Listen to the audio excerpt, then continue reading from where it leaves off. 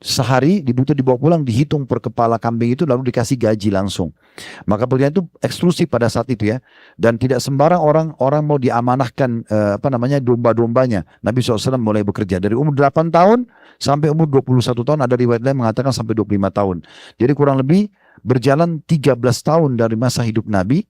Dari umur 8 sampai 21, riwayat lain sampai 25 ya, tahun itu beliau mengembala kambing. Setelah itu, karena ini harus membantu membiayai pamannya. Ini ujian, masih 8 tahun sudah bekerja.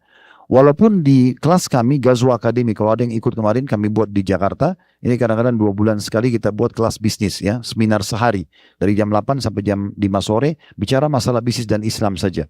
Itu kita jelaskan ini sebuah kelebihan buat Nabi. Ternyata masih 8 tahun sudah bekerja gitu ya. Berarti menandakan memang Islam adalah agama bergerak, agama produktif ya, dan agama kreatif. Di umur 21 tahun atau 25 tahun beliau masuk pindah ke bisnis. Nah disitulah mulai berkembang. Beliau alihkan dari profesi dari pengembala kambing menjadi ya seorang pebisnis gitu kan. Lalu sukses sampai menikah dengan Khadijah dan sampai masa kenabian ya, sampai masa kenabian 40 tahun. Nah itu di masa kenabian, berdakwah kurang lebih 13 tahun di Mekah, dari umur 40 sampai 53, ini selama 10 tahun semuanya penolakan. Dan orang yang menolak pertama itu paman kandungnya namanya Abu Lahab. Ya Allah sebutkan dalam surah Masad, tabbat yada Abi Lahab watab, itu ya, itu paman kandungnya. Karena ada 4 orang paman Nabi hidup di masa kenabian, 2 beriman, 2 kafir. Yang beriman adalah Hamzah dan Abbas radhiyallahu anhuma, yang kafir adalah Abu Talib dan Abu Lahab. Nah Abu Lahab ini, Bapak Ibu sekalian, waktu itu anak laki-lakinya menikah dengan anak perempuannya Nabi. Waktu Nabi dinobatkan jadi Nabi dan mengikrarkan jadi Nabi, Abu Lahab langsung membenci tanpa sebab dan menyuruh anak laki-lakinya menceraikan anak perempuannya Nabi. Ini ujian, gitu kan? Ujian luar biasa. Waktu itu tiba-tiba anak Nabi jadi janda padahal orang-orang mulia.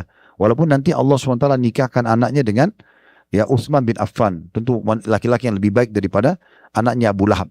Tapi itu ujian.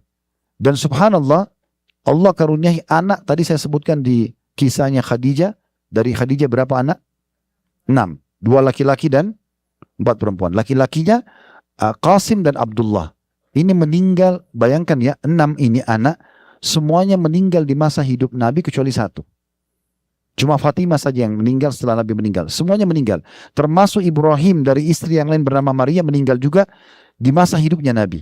Siapa di antara kita teman-teman bisa nahan, sabar, punya anak 7, meninggal semua di masa hidup kita, cuma 1 yang hidup. Itu ujian yang berat. Karena Abdullah meninggal dan Qasim di masa hidup Nabi. Ibrahim juga anaknya dari istri yang lain Maria meninggal. Sampai waktu meninggal Ibrahim, setelah 2 kakaknya Abdullah dan Qasim meninggal, beliau tetesin air mata dan beliau mengatakan, wahai Ibrahim, sesungguhnya kami sedih berpisah denganmu, tapi kami tidak akan mengucapkan kecuali membuat Tuhan kami ridho. Maksudnya kami menerima ini. 4 anak perempuannya juga 3-nya meninggal di masa hidup beliau. Zainab, Ruqayyah dan Ummu Kalsum. Yang hidup cuma Fatimah. Jadi dari 7 anak, 6 meninggal di masa hidup beliau. Setelah 10 tahun berdakwah, ditopang oleh istrinya Khadijah yang kaya raya dengan hartanya dan dukungannya, meninggal. Pamannya Abu Talib yang dukung dakwah dalam kondisi dia kafir tapi dukung dakwah juga meninggal. Dikenal 10 tahun masa kenabian di Mekah tuh, ya, itu dikenal dengan Amul Huzun, tahun kesedihan. Akhirnya Allah hibur Nabi dengan kejadian Isra dan Mi'raj. Dan juga masuk Islamnya jin Nusaybin. Ini ada kisah kami sampaikan di Sirah Nabawi. Tapi ini ujian dalam hidup Nabi SAW. Kemudian beliau hijrah ke Madinah. Tahu cara hijrahnya kan? Bagaimana Nabi SAW melarikan diri. Tadinya mau dibunuh oleh orang-orang Quraisy, tapi Allah selamatkan. Ini ujian. Di Mekah itu, sementara beliau tawaf, langsung dicaci maki. Beliau pernah sholat, dituangkan kotoran unta di atas kepala beliau. Pernah sholat, diinjak batang leher Nabi sampai susah bernafas. Gitu kan? Beliau pernah dikeroyokin oleh banyak orang Quraisy yang Abu Bakar datang lalu melawan orang Quraisy dengan pedangnya lalu mengatakan, apakah kalian akan membunuh seseorang yang hanya mengatakan Tuhanku Allah? Ya, jadi begitu ya, banyak sekali ujiannya. Sampai beliau hijrah ke Madinah, harus sembunyi di Gar Thur, ya, Gua Thur. Tadi kan kita ke Jabal Nur ya. Ada gua yang lain, lawan arahnya Madinah. Beliau sembunyi 3 hari di sana, ya, untuk menyelamatkan diri. Setelah tiba di Madinah, sudah punya kerajaan, ya. Beliau sudah punya, bahkan punya, setelah Khadijah meninggal, punya beberapa orang istri. Nabi SAW memiliki 9 orang istri, ya, setelah Khadijah meninggal. Dan ada semua hidup bersama beliau. Sauda, ya, Juwairiyah, kemudian Sofia, banyak istri Nabi, Hafsah, Aisyah, semuanya istri Nabi mendampinginya. Sudah punya pasangan hidup, kemudian punya anak dari Maria Ibrahim, kemudian punya rumah, punya masjid, punya kerajaan semua. Apakah Nabi selamat dari ujian? Enggak. Masih disakiti oleh orang-orang kafir. Ya, orang-orang munafik di Madinah. Menyakiti terus Nabi SAW. Kalau Bapak Ibu mendengarkan kajian sirah Nabawi kami, tentang perang Tabuk, ya, peperangan terakhir Nabi, itu beliau keluar 30.000 pasukan mengepung benteng Romawi di daerah Tabuk, ya, sekitar 1 jam naik pesawat kalau dari Jeddah. Itu masih ada sampai sekarang peninggalan benteng Romawi di sana, tapi memang tidak terjadi peperangan. Karena waktu itu Heraklius, rajanya Romawi, tidak berani keluar menemui Nabi. Dia bilang sama pasukannya, ini yang di depan istana, di depan benteng kita ini adalah seorang Nabi. Kalau kita lawan pasti kita kalah. Karena Heraklius ini orang pendeta.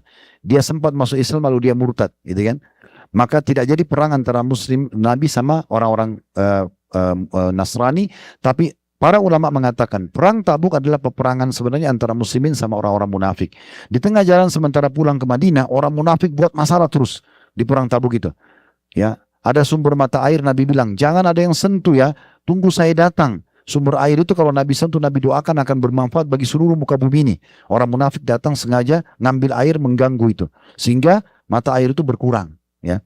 Kemudian waktu unta Nabi hilang, Nabi bilang, coba cari unta saya. Ada orang munafik bilang apa? Ini aja yang mengaku Nabi, untanya aja hilang, dia nggak tahu. Padahal Nabi itu tuh raja, ya kan?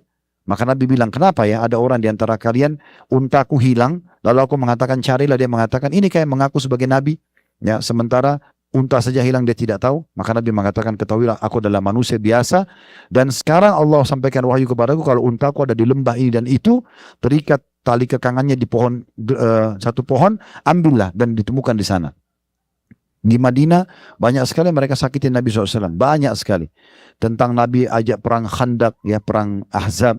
Terus mereka mengatakan, Nabi bilang kita akan menang, kita akan kuasai Romawi, kita akan kuasai. Orang munafik bilang apa? Ini Muhammad sudah gila.